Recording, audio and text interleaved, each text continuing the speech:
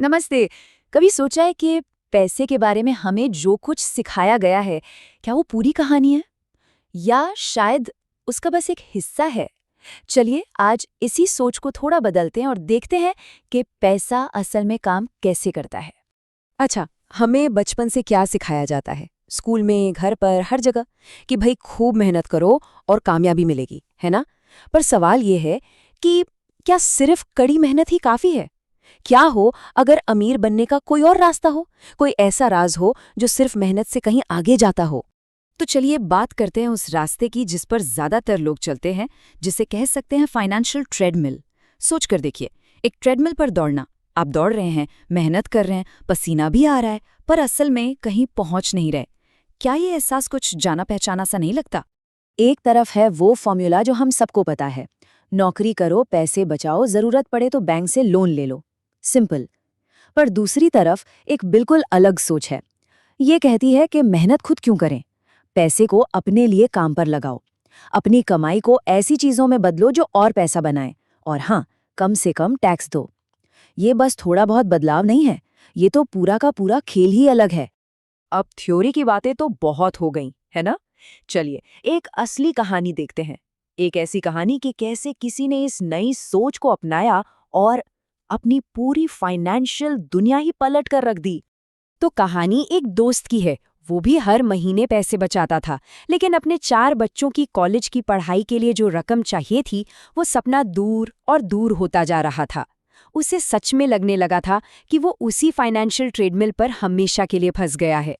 और फिर उसने कुछ अलग करने की ठानी। अपनी बचत में से एक बहुत छोटा सा हिस्सा निकाला, सिर्फ $7,900, और एक ऐसा दाव खेला जिसके बारे में शायद किसी ने सोचा भी नहीं होगा। तो हुआ ये कि उस छोटी सी डाउन पेमेंट से एक किराए का घर खरीदा गया। इससे क्या हुआ, हर महीने थोड़ी बहुत कैश इनकम आने लगी। पर असली खेल तो तब शुरू हुआ जब मार्केट बदला। उस घर को एक मोटे मुनाफे पर बेचा गया। फिर उस पैसे को ऐसी जगह लगाया गया जहां से हर महीने $1,000 से ज्यादा आने लगे। और आज की बात करें तो आज वही इन्वेस्टमेंट कॉलेज फंड के लिए हर महीने $3,000 से ज्यादा बना रहा है। सोचिए जरा, सिर्फ एक स्मार्ट मूव, और उससे न सिर्फ बच्चों की कॉलेज फीस का इंतजाम हो गया, बल्कि एक ऐसी संपत्ति भी बन गई जो रिटायरमेंट में भी इनकम देती रहेगी। ये परफेक्ट एग्जाम्पल है कड़ी मेहनत की जगह स्मार्ट तरीके से काम करने का। तो सवाल ये है कि ये सब हुआ कैसे? क्या ये सिर्फ किस्मत थी? जी नहीं, बिल्कुल नहीं। इसके पीछे का राज था इनकम के अलग-अलग टाइप को समझना, एक ऐसा सीक्रेट जो ज्यादातर लोगों को पता ही नहीं होता। तो आखिर वो क्या चीज है जो एक इंसान को जिंदगी भर सिर्फ पैसे बचाने पर मजबूर करती है और दूसरे को अमीर बनने में मदद करती है? जवाब इस बात में छिपा है कि हर रुपया एक जैसा नहीं होता। देखिए, 3 तरह की इनकम होती है। पहली है अर्जित आय, यानी अर्न्ड इनकम। ये वो है जो हम सब जानते हैं। आप नौकरी करते हैं, आपको सैलरी मिलती है। फिर आती है पोर्टफोलियो आय, जो स्टॉक्स और बॉन्ड्स जैसे पेपर एसेट्स से मिलती है। और तीसरी निष्क्रिय आय, यानी पैसिव इनकम। ये रियल एस्टेट जैसी चीजों से आती है, जो सोते हुए भी पैसा कमा कर देती है। अब असली फर्क समझिए। अर्जित आय में आप पैसे के लिए काम करते हैं, जबकि पोर्टफोलियो और निष्क्रिय आय में आपका पैसा आपके लिए काम करता है। और एक और मजेदार बात, सरकार भी इन तीनों इनकम को अलग-अलग नजर से देखती है। जो पैसा कड़ी मेहनत से कमाया जाता है, उस पर लगता है सबसे ज्यादा टैक्स। लेकिन वो पैसा जो आपका पैसा आपके लिए कमाता है, उस पर टैक्स अक्सर बहुत कम होता है। और ये एक बहुत बड़ा एडवांटेज है। तो ये सारी बात आकर एक ही जगह रुकती है, एक बहुत पावरफुल आइडिया पर। अमीर लोग पैसे के लिए काम नहीं करते, वो अपने पैसे से अपने लिए काम करवाते हैं। मतलब ये सिर्फ ज्यादा पैसा कमाने का खेल नहीं है, ये एक अलग तरह का पैसा कमाने का खेल है। तो ठीक है, ये सब समझ आ गया, पर इसे अपनी जिंदगी में कैसे लाया जाए?